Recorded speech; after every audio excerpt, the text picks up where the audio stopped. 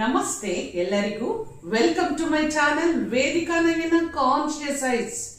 ಇವತ್ತು ಕಾರ್ತಿಕ ಮಾಸದಲ್ಲಿ ತುಂಬಾ ಪವರ್ಫುಲ್ ಆಗಿರುವಂತ ಒಂದು ರೆಮಿಡಿನ ತಗೊಂಡ್ ಬಂದಿದ್ದೀನಿ. ಏನದು ರೆಮಿಡಿ ಅಂತ ಹೇಳಿದ್ರೆ, ನಿಮಗೆ ತುಂಬಾ ಅಂದ್ರೆ ಈ ಎಷ್ಟೋ ದಿನದ ಕಷ್ಟಗಳನ್ನ ನಾವು ಪರಿಹಾರ ಮಾಡ್ಕೊಳ್ಬೇಕು ಅಂತ ಹೇಳಿದ್ರೆ ಈ ಕಾರ್ತಿಕ ಮಾಸದಲ್ಲಿ ನಾವು ದೀಪಾರಾಧನೆ ಮಾಡಬೇಕು ಅಂತ ಹೇಳಿ ಎಲ್ಲರಿಗೂ ಗೊತ್ತಿರುವಂತ ವಿಷಯ. ಅದರಲ್ಲೂ ನಾವು ಸನಾತನಿಗಳು ಅಂದ್ರೆ ಈ ಕಾರ್ತಿಕ ಮಾಸವನ್ನ ಪ್ರತಿಯೊಂದು ಮಾಸನೂ ನಮ್ಮ ಸನಾತನಿಗಳಿಗೆ ತುಂಬಾ ಶ್ರೇಷ್ಠವಾದ ಮಾಸ, ಒಂದಲ್ಲ ಒಂದು ವಿಶೇಷತೆ ಹಾಗೂ ವಿಶಿಷ್ಟತೆಯನ್ನ ಹೊಂದಿದೆ. ಅದು ಎಲ್ಲರಿಗೂ ಗೊತ್ತಿರುವಂತದ್ದೇ. ಅದರಲ್ಲೂ ತುಂಬಾ ವಿಶೇಷತೆಯನ್ನ ಹೊಂದಿರುವಂತದ್ದು ಈ ಕಾರ್ತಿಕ ಮಾಸ. ಈ ಕಾರ್ತಿಕ ಮಾಸವನ್ನ ಯಾಕೆ ತುಂಬಾ ವಿಶೇಷತೆ ಅಂದ್ರೆ, ಶಿವನಿಗೆ ಇದು ಸಂಪೂರ್ಣವಾದ ಶಿವನಿಗೋಸ್ಕರನೇ, ಶಿವನ ಧ್ಯಾನ, ಶಿವನ ಆರಾಧನೆ, ಶಿವನ ಮುಂದೆ ನಮ್ಮ ಕಷ್ಟಗಳನ್ನೆಲ್ಲ ಹೇಳ್ಕೊಂಡು ದೀಪಾರಾಧನೆ ಮಾಡುವಂಥದ್ದು. ಇದಕ್ಕೋಸ್ಕರನೇ ನಾವು ಕಾರ್ತಿಕ ಮಾಸ, ಎಲ್ಲಿ ದೀಪಾವಳಿಯ ಅಮಾವಾಸ್ಯೆಯಿಂದ ನಮಗೆ ಕಾರ್ತಿಕ ಮಾಸ ಶುರುವಾಗುತ್ತೆ.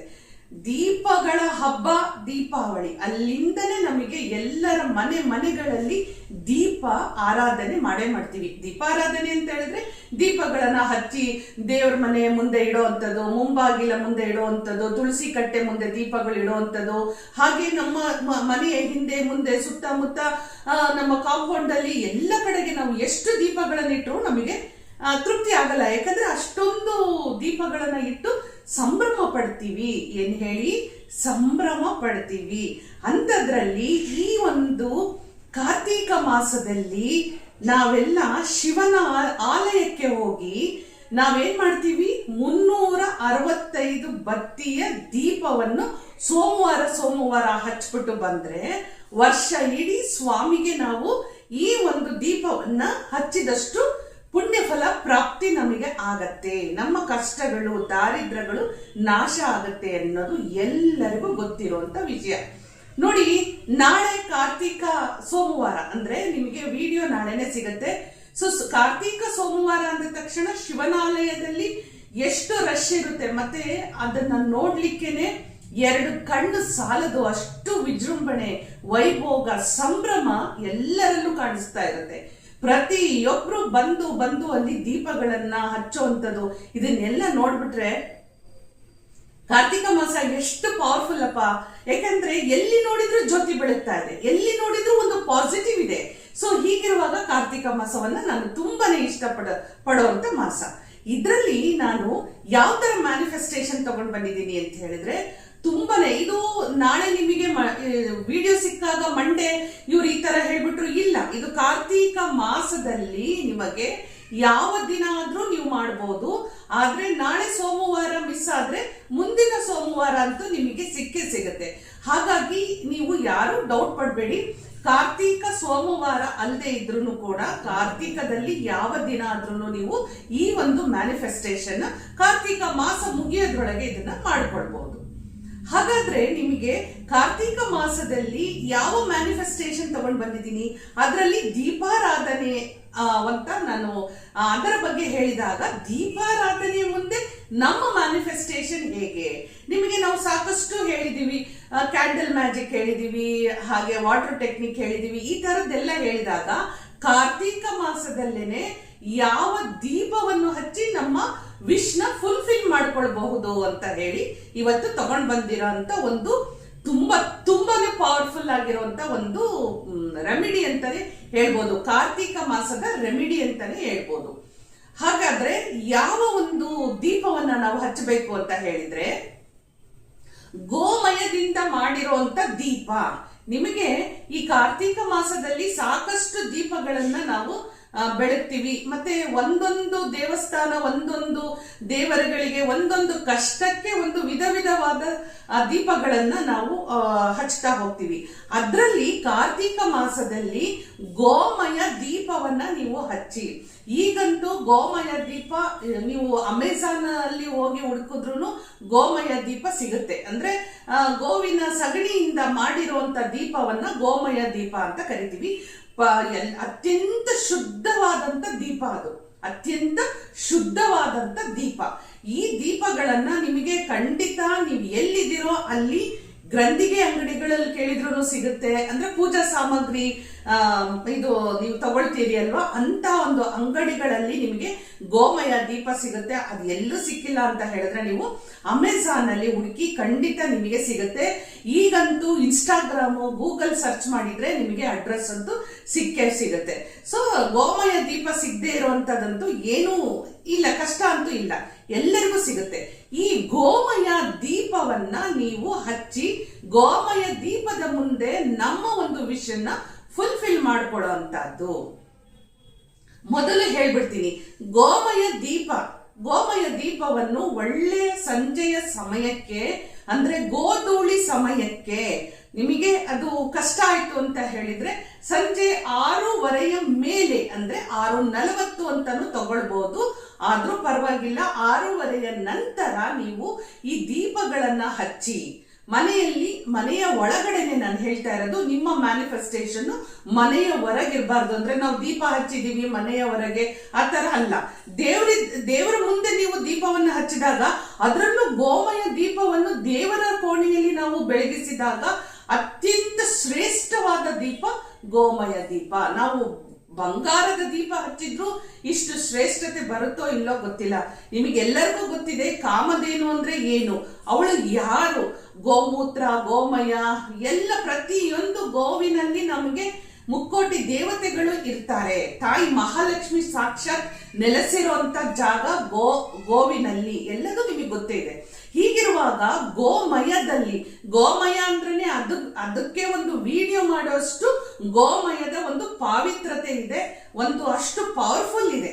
ಸೊ ಹೀಗಿರುವಾಗ ಗೋಮಯದ ದೀಪವನ್ನ ನೀವು ದೇವರ ಮನೆಯಲ್ಲಾದ್ರೂ ಹಚ್ಚಿ ಅಥವಾ ದೇವರ ಮುಂದೆ ನೀವು ಆ ದೀಪವನ್ನು ಹಚ್ಚಿ. ಸೊ ದೀಪಕ್ಕೆ ಆಬ್ವಿಯಸ್ಲಿ ಎಲ್ಲರೂ ದೀಪಾರಾಧನೆ ಮಾಡುವಂತವ್ರು ಅರಿಶಿಣ ಕುಂಕುಮವನ್ನ ಇಟ್ಟು ಹೂವುಗಳನ್ನ ಇಟ್ಟು ತುಪ್ಪದ ದೀಪವನ್ನ ಹಚ್ತೀರಿ. ಸೊ ಅಲ್ಲೂ ಕೂಡ ಶುದ್ಧ ತುಪ್ಪದ ದೀಪ ಅಂತ ನಾನು ಹೇಳ್ತೀನಿ.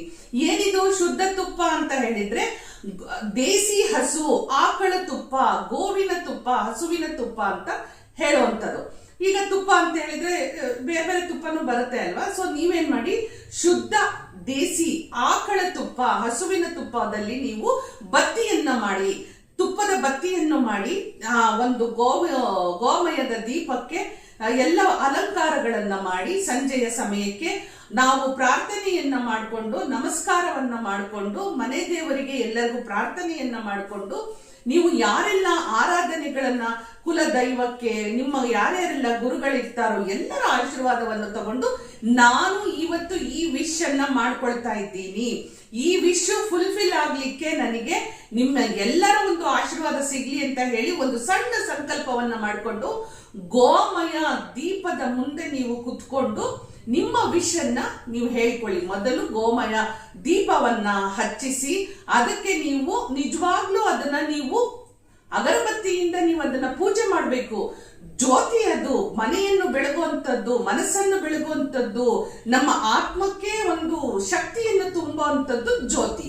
ಹೀಗಿರುವಾಗ ನೀವು ಜ್ಯೋತಿಗೆ ನಮಸ್ಕಾರವನ್ನ ಮಾಡಿಕೊಂಡು ಅಗರಬತ್ತಿಯನ್ನು ತೋರಿಸಿ ನಂತರ ನೀವು ಅಗರಬತ್ತಿಯನ್ನು ಇಟ್ಟು ನಿಮಗೆ ಗೊತ್ತೇ ಇದೆ ನಿಮ್ಮ ವಿಶ್ ಏನೇನಿದೆ ಅಂತ ಹೇಳಿ ನೋಡಿ.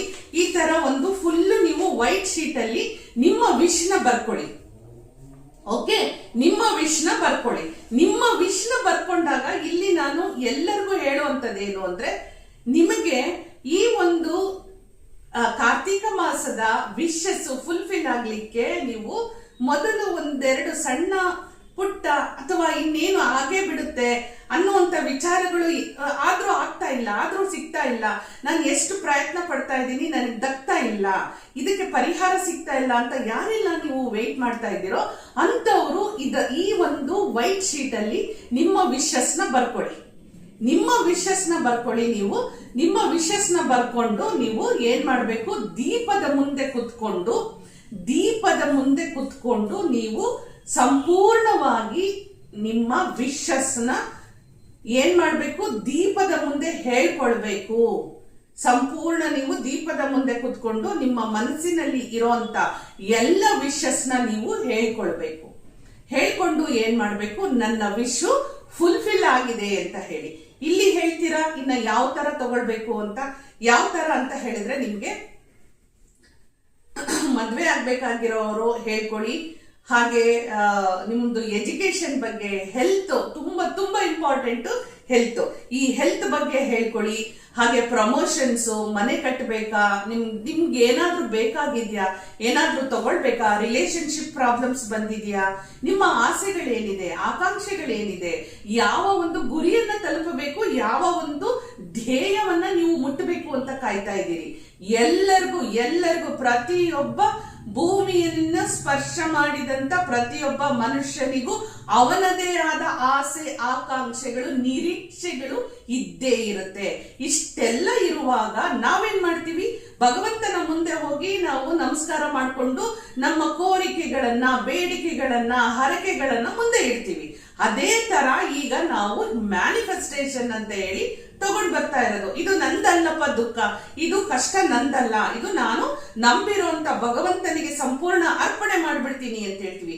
ನೋಡಿ, ನೀವು ಏನೇ ಆದ್ರೂ ಏನ್ ಹೇಳ್ತೀವಿ, ಭಗವಂತ ಅಂದ ತಕ್ಷಣ ನಾವು ಹಿಂಗೆ ಎಲ್ಲವೂ ಸರ್ವಂತರ್ಯಾಮಿ, ಎಲ್ಲವೂ ಇಡೀ ವಿಶ್ವವನ್ನೇ ಆವರಿಸಿದೆ, ಈ ಇಡೀ ಬ್ರಹ್ಮಾಂಡವನ್ನೇ ಆವರಿಸಿರೋನು ಭಗವಂತ. ಸೊ ಅದನ್ನೇ ನಾವು ಯೂನಿವರ್ಸ್ ಅಂತ ಕರೆಯುವಂಥದ್ದು. ಸೊ ಹೀಗಿರುವಾಗ ಸಂಪೂರ್ಣವಾದ ಒಂದು ನಮ್ಮ ವಿಷನ್ನ ನಾವು ಕಳಿಸ್ಬಿಡ್ಬೇಕು. ಇದಕ್ಕೆ ಇಲ್ಲಿ ನಾನು ತುಂಬಾ ಒಂದು ಇಂಪಾರ್ಟೆಂಟ್ ಆಗಿರೋಂಥದ್ದು ಹೇಳ್ತೀನಿ. ನೀವು ಗೋಮಯದ ದೀಪವನ್ನು ಹಚ್ತೀರಿ ಅಲ್ವಾ, ತುಪ್ಪದ ದೀಪವನ್ನು ಹಚ್ತೀರಿ ಅಲ್ವಾ, ಅಲ್ಲಿ ಏನಾಗುತ್ತೆ ನಿಮಗೆ ಅಂತ ಹೇಳಿದ್ರೆ, ಗೋಮಯದ ದೀಪ ನಿಮಗೆ ಅದು ಸುಡ್ತಾ ಬರುತ್ತೆ. ನಿಮಗೆ ನಿಜವಾಗ್ಲೂ ಗೊತ್ತಿಲ್ಲ, ನೀವು ಎಲ್ಲರೂ ನಿಮ್ಮ ಮನೆಯಲ್ಲಿಯೇ ಒಂದು ಹೋಮವನ್ನು ಮಾಡಿದಷ್ಟು ಫಲಪ್ರಾಪ್ತಿ ನಿಮ್ಮದಾಗತ್ತೆ ಅಲ್ವಾ. ಎಲ್ಲೋ ಹೋಗಿ ಲಕ್ಷಾಂತರ ರೂಪಾಯಿ ಕೊಟ್ಟು ಯಾವ ಒಂದು ಹೋಮ, ಹವನ, ಯಜ್ಞ, ಯಾಗಗಳಂತೂ ನಾವು ಮಾಡ್ಕೊಳಕ್ ಸಾಧ್ಯನೇ ಇಲ್ಲ. ಅಂಥದ್ರಲ್ಲಿ ನಮ್ಮ ಕಷ್ಟಗಳನ್ನು ಗೋವಿನ ದೀಪದ ಅಂದ್ರೆ ಗೋಮಯದ ದೀಪದ ಮುಂದೆ ಕೂತ್ಕೊಂಡು ಕಷ್ಟಗಳನ್ನೆಲ್ಲ ಹೇಳ್ಕೊಂಡು, ಈ ಕಷ್ಟ ಇನ್ನ ಸಂಪೂರ್ಣ ನನ್ಗೆ ಕ್ಲಿಯರ್ ಆಗಿದೆ, ಪರಿಹಾರ ಸಿಕ್ಕಿದೆ, ಇದಕ್ಕೆ ಉತ್ತರ ಸಿಕ್ಕಿದೆ, ಸೊಲ್ಯೂಷನ್ ಸಿಕ್ಕಿದೆ, ನಿಮ್ಮ ವರ್ಡ್ ಅಲ್ಲಿ ನೀವು ಹೇಳ್ಕೊಳ್ಳಿ. ಇದನ್ನ ಎಲ್ಲವನ್ನೂ ನೀವು ಹೇಳ್ಕೊಂಡು ನೀವೇನ್ ಮಾಡ್ಬೇಕು, ಅದು ದೀಪ ಸಂಪೂರ್ಣ ಇನ್ನೇನು ಸುಡ್ತಾ ಇದೆ ಅಂತ ಹೇಳುವಾಗ ನೀವು ನಿಮ್ಮ ವಿಶಸ್ನ ಫುಲ್ಫಿಲ್ ಆಗಿದೆ ಅಂತ ಹೇಳಿ ಅದನ್ನ ಬಿಟ್ಬಿಡಿ.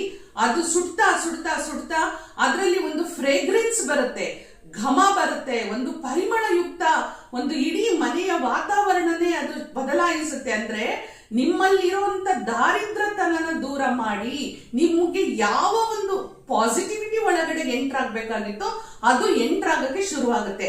ಇಡೀ ಮನೆನೇ ಗೋಮಯ ಆಗ್ಬಿಡತ್ತೆ. ಅಂದ್ರೆ ಅಷ್ಟೊಂದು ಸುಗಂಧ ಭರಿತವಾಗಿ, ಪರಿಮಳಯುಕ್ತವಾಗಿ ಆ ಒಂದು ಸುವಾಸನೆ ಮನೆ ತುಂಬಾ. ಹೋಮ ಮಾಡಿದಷ್ಟೇ ನಿಮಗೆ ಮನೆಯಲ್ಲಿ ನಿಮಗೆ ಅದು ಒಂದು ಸಣ್ಣದಾಗಿ ಸುಟ್ರು ಸಾಕು, ಇಡೀ ಮನೆನೇ ಘಮ ಘಮ ಅನ್ನೋ ಅಂತ ಹೇಳಿ ಒಂದು ಪರಿಮಳ ಶುರು ಆಗತ್ತೆ.